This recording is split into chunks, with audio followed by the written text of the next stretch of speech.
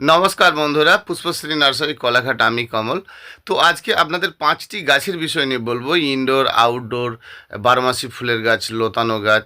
তো সমস্ত এই জাতিগুলো সম্বন্ধে কিন্তু বলবো, একটু ভালো করে জেনে নিন, আপনাদের কাজে লাগবে। দেখুন, আমি চেষ্টা করছি যে আপনাদের গাছের বিষয় নিয়ে একটু বলি, কারণ আপনারা জানলেও বেশ কিছু জিনিস আছে হয়তো আপনার ভুল থাকতে পারে বন্ধু। সেই জন্য জেনে নিতে হবে বেশ কয়েকটি গাছের কথা।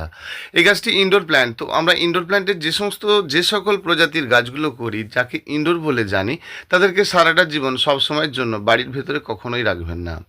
কারণ মাঝে মধ্যে তাদেরকে যদি লাইট আপনি একটু না দেন, তাহলে তাদের কিন্তু আস্তে আস্তে ক্ষতি হবে। সেই জন্য বাড়ির ভেতরে গাছ রাখবেন, কোকোপিটেই রাখুন বা বালি মাটি করেই রোপণ করুন। মাঝে মধ্যে কিন্তু একটা বার করে হালকা রৌদ্র অবশ্যই দেবেন, এবং দেবেন গোড়াতেই অল্প করে। বাড়ির ভেতরে যখন আপনার গাছটাই থাকবে, সেক্ষেত্রে কিন্তু শুধু প্লেন জল কখনোই দেবেন না। অবশ্যই ফাঙ্গিসাইড ওষুধ বাড়িতে একটি রাখুন। কম পাওয়ারের ফাঙ্গিসাইড ওষুধ পাওয়া যায়।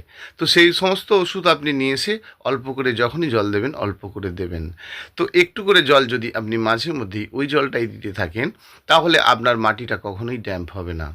জানবেন আপনার গাছ সবসময় সুন্দর থাকবে। যদি আপনি কোকোপিটে গাছ রোপণ করেই থাকেন বা আপনার মাটির সমস্যা থেকে থাকে, তাহলে আপনি কোকোপিটে করুন। কিন্তু মনে রাখতে হবে 8 থেকে 9টা মাস ওই কোকোপিটটিকে থাকার পরে আবার ফেলে দিতে হবে, সম্পূর্ণ ঝেড়ে ফেলতে হবে, গাছটি নতুনভাবে রোপণ করতে হবে। যদি আপনি তা করেন, গাছ আপনার খুব সুন্দর হবে, ভালো হবে এবং দারুণ সুন্দর থাকবে। গাছের সমস্যা কিছু হবে না। অবশ্যই আপনি স্প্রে খাদ্য দেবেন, কারণ বাড়ির ভেতরে গাছ রাখবেন, সেখানে তো আর পচা খাবার আপনি দিতে পারবেন না, কারণ গন্ধে ভরে যাবে। সেই জন্য আপনাকে মনে রাখতে হবে যে আপনি স্প্রে খাদ্য দেবেন, অনেক ছিমছাম খাদ্য দেবেন, তাতে আপনার বাড়িতে গাছটি খুব সুন্দর থাকবে।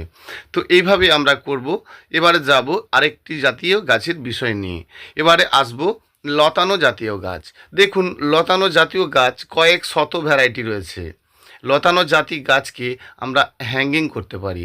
এটিকে আউটডোর হ্যাঙ্গিং বলা হয়। আমরা টবের মধ্যে, বাড়িতে, যেখানে বেলকনিতে ধরুন রৌদ্র পাবে এমন জায়গাতে আমরা কিন্তু এই সমস্ত জাতি গাছ করতে পারি। তো এই সমস্ত জাতি যখন গাছ করব আর কি, তো এদের সম্বন্ধে ভালো করে জানবো না কেন? সেই জন্য লতানো জাতি গাছকে যখন আমরা টবের মধ্যে রোপণ করব, অবশ্যই 30% বালি বা আমরা অন্য কিছু দেব। তো অন্য কিছু দেওয়ার থেকে, অন্য কিছু মানে কোকোপিট, ভার্মিকম্পোস্ট দেব। দেওয়ার থেকে আপনার বেশি ভালো হবে যদি আপনি বালি দেন, কারণ বালি দিলে সবসময়ের জন্য আপনার চেঞ্জ করার ব্যাপারটা থাকছে না। যদি আপনি কোকোপিট দিয়ে করেন, তা আপনার চেঞ্জ করার ব্যাপারটা থাকছে। সেই জন্য 30% আপনি বালি দিন, আপনার খুব ভালো হবে, অবশ্যই ভালো হবে। সেই জন্য এই সমস্ত হ্যাঙ্গিং প্ল্যান্টের যখন গাছ আপনি করবেন আর কি, তো সেক্ষেত্রে আপনার হালকা রৌদ্র পেলেও আপনি কিন্তু বাড়িতে এগুলো হ্যাঙ্গিং করতে পারবেন, দারুণ সুন্দর দেখতে হবে এবং ভালোভাবে আপনি গাছটি গড়ে তুলতে পারবেন। হ্যাঙ্গিং গাছ কেন, যে কোনো লতা জাতীয় গাছগুলোকে যখন বেশি দূরত্বে যাবে, সেগুলো কিন্তু মাঝে মধ্যেই কাটতে হবে, কারণ লতানো জাতীয় গাছ প্রচণ্ড বাড়ে, বৃদ্ধি করে, সেই জন্য তাদেরকে কাটতে হবে। না যদি কাটেন কিন্তু গাছটির ক্ষতি হবে। এভাবে যদি আপনারা করতে থাকেন, আপনাদের হ্যাঙ্গিং গাছ কিন্তু সবসময়ের জন্য সুন্দর থাকবে, ভালো থাকবে। অর্থাৎ হ্যাঙ্গিং প্ল্যান্টের কোনো গাছ করতে গেলে ফুলটি হয়ে যাবার পর মাঝে মধ্যে কিন্তু একটু করে অবশ্যই কাটিং করবেন। যদি কাটিং করেন, জানবেন আপনার হ্যাঙ্গিং প্ল্যান্ট কিন্তু খুব সুন্দর থাকবে এবং সবসময়ের জন্য আপনার ফুল অবশ্যই ভালো হবে এবং বেশি পরিমাণে হবে। একটাবার ফুল হয়ে যাবার পর দেখছেন যে গাছের উপর থেকে আবার শুকিয়ে শুকিয়ে শুকনো খারত্ব নিচের দিকে নেমে আসছে, সেক্ষেত্রে আপনি মাঝে মধ্যেই কিন্তু কাটিং করলে এই সমস্যাটা থেকে অনেকটা অনেকটা দূরে থাকা যাবে। তো এইভাবেই করবেন বন্ধুরা। এবারে আসবো পরবর্তী বিষয় নিয়ে, মানে ধরুন পরের যে ভ্যারাইটিটা বললাম, তো এই গাছটি নিয়ে বলি এবারে। এগুলো হচ্ছে সেমিলাইট, মানে যাদেরকে আমরা অনেকে ইনডোর বলে বলে ভেবে নিই আর কি। তো এদের ক্ষেত্রে সম্পূর্ণ ইনডোরে কখনোই রাখবো না।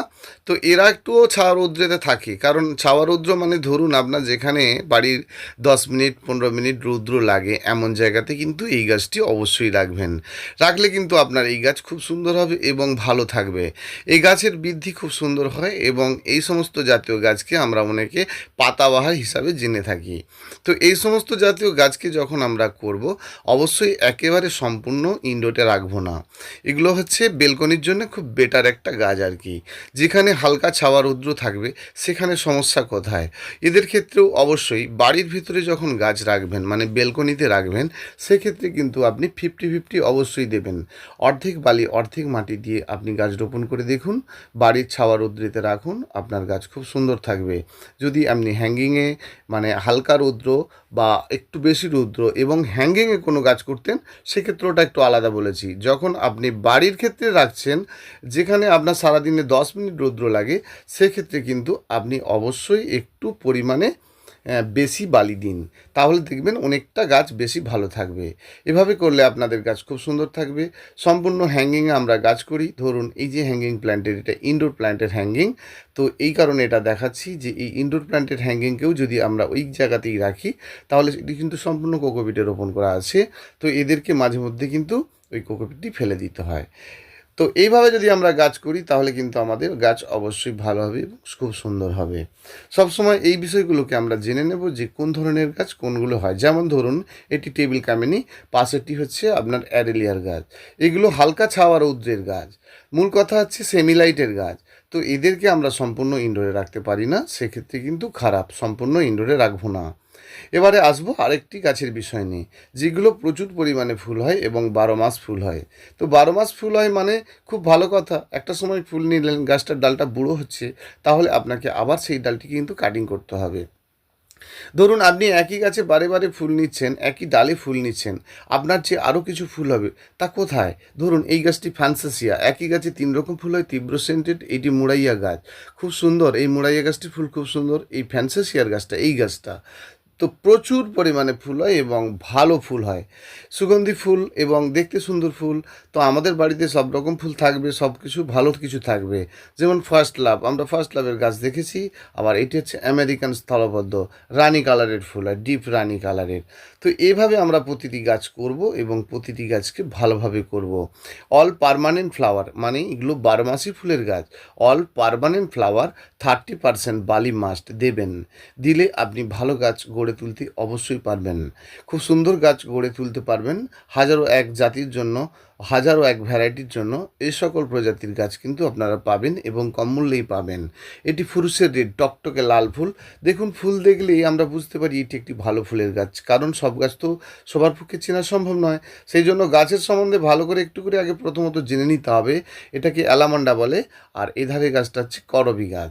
তো বিভিন্ন প্রজাতির গাছকে আমরা যখন বিভিন্নভাবে দেখি, বিভিন্নভাবে করি, যেমন কাঠগোলাপ, কখনোই এই টব গাছটিকে বড় টবে দেবেন না, ছোট টবের মধ্যে দেবেন। যেমন এই কাঠগোলাপের নামে আমরা পুমেরিয়া নামে চিনি, ঠিক আছে, যে যে নামে চিনে। তো সকল প্রজাতির গাছকে যখন আমরা তাদের পদ্ধতি অনুযায়ী করি, যেমন পারিজাত শিউলি, ফুলের সাইজটা বড়, এই সমস্ত জাতীয় গাছগুলোকে আমরা যখন করব খুব সহজভাবে করব এবং সুন্দরভাবে কিন্তু গড়ে তুলব। কেসিয়া বাইফ্লোরা, এটি এক্সোরা রঙ্গনের মিনি ভ্যারাইটি। তো নানান ধরনের নানান রকম গাছ আমরা বাড়িতে করি, তাদের পরিচর্যা সম্বন্ধে যদি একটু করে জেনে নিই খুব ভালো করতে পারবো। এবারে আসলাম ফল গাছ। তো ফল গাছকে আমরা টবে রোপণ করব। অবশ্যই টবে যখন রোপণ করব, তো আমরা সাধারণভাবে কিন্তু অনেকেই গাছ করি। মূল কথা কয়েকটি পয়েন্ট আপনাদেরকে জেনে নিতে হবে। ধরুন আপনি একটি মিষ্টি কমলা লেবুর গাছ করবেন বা একটি পাতি লেবুর গাছ করবেন। যে কোনো রসস্থ ফল মানেই আপনাকে জানতে হবে একটু ড্রাই, মানে রসবিহীন জায়গাটা খুঁজছে। মূল কথাই দাঁড়াচ্ছে, যখন আপনি কোনো রসস্থ ফলের গাছ করবেন সেটি একটু একটু মানে ড্রাই জায়গাতে অবশ্যই করবেন, তাহলে জানবেন আপনার গাছ খুব ভালো হবে। যেমন মোসাম্বি, ভ্যারাইকাটা, মাল্টা মোসাম্বি। তো এই সমস্ত জাতীয় গাছকে যখন, যেই ফলের মধ্যে অত্যন্ত রস থাকে এবং সেই প্রজাতির গাছগুলোকে কিন্তু আমরা ড্রাই মাটি করব। যদি ড্রাই মাটি করে আপনি গাছ করেন তাহলে ফল আপনার খুব সুন্দর হবে। অনেকে এই সমস্যাটাই দেখায় যে গাছ হয়েছে ভালো, ফল একদম আসছে না, ফল হচ্ছে না, কারণ তার টোটাল পদ্ধতিটাই ভুল রয়েছে। যখনই আপনি গাছ করবেন তার সেই ড্রাই ভাবটি আপনি কিন্তু অবশ্যই রাখবেন। এটি লাল কলার গাছ, তো বেনানা রেড, দারুণ সুন্দর খেতে এবং ভালো। এই সকল প্রজাতির গাছকে আমরা করব একেবারে সিস্টেম মেনে। যেমন এটা বেল, তো চলুন আমরা টবে যখন গাছ করছি ভালো করে আমরা জেনে নেব যে অর্ধেক বালি অর্ধেক মাটি করে গাছটি রোপণ করব। করে দেখুন আপনার 1 নম্বর গাছ অবশ্যই হবে এবং ভালো কিছু অবশ্যই হবে। শীত পড়ে যাওয়া মানে আমরা ফল গাছে খাদ্য দেব না, সেটি আমি আমার প্রতিটি ভিডিও বলার চেষ্টা করছি যে 50 বালি 50 মাটি দিয়ে গাছ রোপণ করব, দারুণ ভালো করতে পারবো। এটি রুবি লঙ্ঘনের গাছ, খুব সুন্দর ফল, দারুণ খেতে, বেশ খেতে ভালো, এই সমস্ত প্রজাতির গাছ। তো যখনই আমরা গাছ করব অবশ্যই কিন্তু টবে যদি গাছ করি 50 বালি 50 মাটি দিয়ে গাছ রোপণ করে দেখব। করে দেখুন ফার্স্ট ক্লাস গাছ করতে পারছেন কি না, আপনার গাছে ভালো ফল হচ্ছে কি না। আপনার যদি এঁটেল মাটি হয়ে থাকে, আপনার যদি বালি মাটি না হয়, তাহলে কিন্তু আপনি বালি মাটি অবশ্যই করবেন। তো এটি চেরি ফলের গাছ। যখন আমরা আমাদের বালি মাটি না থাকবে অবশ্যই বালি মাটি করে রোপণ করব। যাদের বালি মাটি রয়েছে তাদের ক্ষেত্রে বালি কম দিলেও চলবে, বা আপনার বালি যদি বালি মাটি সম্পূর্ণ বালি মাটি হয়ে থাকে তাহলে আপনার বালি দেওয়ার দরকার নেই। মূল কথা মাটিটি হালকা হতে হবে এবং বালি মাটি হতে হবে, হলে দারুণ পরিমাণে কিন্তু তো সেই জন্য আমরা যখন টবে গাছ রোপণ করছি আর কি, ধরুন এই কমলা লেবুর গাছটি আপনি টবে রোপণ করবেন, তাহলে আপনি অর্ধেকটা বালি অর্ধেকটা মাটি দিন, টবের নিচে ভালো করে মোটা করে নুড়ি দিয়ে দিন, মানে 1 ইঞ্চি বরাবর দিয়ে আপনি গাছটি রোপণ করুন। 1 নম্বর গাছ কিন্তু আপনার অবশ্যই হবে। অবশ্যই মনে রাখুন, আপনি 9টা মাস কী খাদ্য দিচ্ছেন আমি দেখব না, দেখব শুধু শীতকালটা আপনি খাবার দিচ্ছেন কি না। কখনোই শীতকালে ভুল করে খাবারটি দেবেন না, ঠিক আছে? শীতে একদম খাবার দেবেন না। শীতে একটি গাছ দুর্বল থাকবে, গাছের পাতা ত্যাগ করবে, কারণ বসন্ত আসার আগেই, ঠিক গ্রীষ্ম পড়ার একটু আগেই গাছের পাতা, পুরানো পাতা ল্যাপস হবে এবং গাছে ফুল আসবে। তো সেই জন্য গ্রীষ্মকালে আপনি যখন ফুল আসে তার আগের কাজটা আপনি করুন, মানে বসন্তকালে গাছটি সবসময় একটু যেন ড্রাই ভাব থাকে, তবেই কিন্তু আপনার গাছ ভর্তি ফুল আসবে। আমাদের মাটিতে অনেকের গাছ রয়ে গেছে, ফল গাছ ফুল গাছ আমরা গাছ করেছি, গাছটি এতই পাওয়ারফুল তার ফুল ফল আসছে না। সেই জন্য শীতের সময়টা যদি আপনি কুপিয়ে দেন, শীতের ঠিক মাঝামাঝিতে আপনি কুপিয়ে দেন মাটিটাকে, কুপিয়ে মানে মাটিকে একবারে সম্পূর্ণ এলোমেলো করে একেবারে ডিপ করে একদম যদি আপনি কোদাল দিয়ে বা অন্য কিছু দিয়ে আপনি ভালো করে কুপিয়ে দেন, তো সেইগুলো শুকনো হলে কিন্তু যত ড্রাই হবে আপনার গাছে ফুল আসতে বাধ্য থাকবে। তো সকল প্রজাতির গাছ নিয়ে বলার চেষ্টা করলাম, বলছি যে আপনারা এভাবে করুন, যদি করেন কিন্তু আপনার গাছ অবশ্যই ভালো হবে। সকল প্রজাতির গাছ, সব ধরনের গাছ, তো সব ধরনের গাছ সম্বন্ধে আমরা তাদের প্রসেসটা প্রত্যেকের কিন্তু আলাদা আলাদা জানবো। ফলের গাছের ক্ষেত্রে কিন্তু শীতে আমরা খাদ্য দেব না, এটা প্রথমত জেনে নেব, এবং মাটিকে ভালো করে কপাবো, এবং কোপানোর পর ওই মাটিগুলোকে গাছের গোড়ায় জড়ো করব। শীতে 3টে মাস খাবার বন্ধ থাকবে। গাছে যখন আপনার একেবারে গাছে জল মানে একটু কন্ডিশন এমন হয়ে যেতে পারে যে গাছ আপনার দুর্বল ভাব, সেই সময় কেবলমাত্র গাছের গোড়াটাতেই আপনি অল্প করে জল দিন, সাইডের মাটি ভেজাবেন না। এবং আপনাকে সবসময় মনে রাখতে হবে, যখন গাছে আপনার গাছ ভর্তি ফুল টুল এসে গেল, মাটি কুপিয়ে রেখেছিলেন, মাটি ড্রাই ছিল, গাছের গোড়ায় মাটি চাপা দিয়েছেন, তারপরে কিন্তু যখন গাছে ফুল আসবে 2 বা 3 বার করে এমনি প্লেন স্নান করান না সাদা জল দিয়ে। তো এবং গাছের গোড়াটায় যখন ফুল এসে যাবে গাছে কিন্তু আর জল টান রাখা যাবে না, গাছে একেবারে ডুবিয়ে জল দেবেন এবং বারে বারে স্নান করাবেন। স্নান করানোর পরে দেখবেন আপনার গাছে প্রতিটি ফুল থেকে কিন্তু ফলে পরিণত হচ্ছে। যখন ফলটা মাঝারি অবস্থায় মধ্য অবস্থায় এসে যাচ্ছে, অনেকেরই এই সমস্যা হয় যে ফলটি হওয়ার আগে কিন্তু সেগুলো ঝরে ঝরে পড়ে যায়। তো সেক্ষেত্রে গাছে যখন আপনার ড্রাই ছিল সেই সময় ফুলটা এসেছে, ফুল থেকে ফলে পরিণত হয়েছে, তারপরে কিন্তু ফল পরিণত হয়েছে মানে আপনাকে খাদ্য অবশ্যই দিতে হবে। সেটি আপনি বেশি ভালো হবে যদি কোনো লিকুইড খাদ্য আপনি একটু পচিয়ে গোড়াতে দিতে পারেন। এভাবে করবেন বন্ধুরা। আজকে অনেকটাই বললাম, অনেকটা বলার চেষ্টা করলাম। তো সবাই বন্ধু, সব বন্ধু, সকল বন্ধু ভালো থাকবেন। ধন্যবাদ, নমস্কার। আপনাদের জন্য পরের ভিডিও নিয়ে আবার আসছি।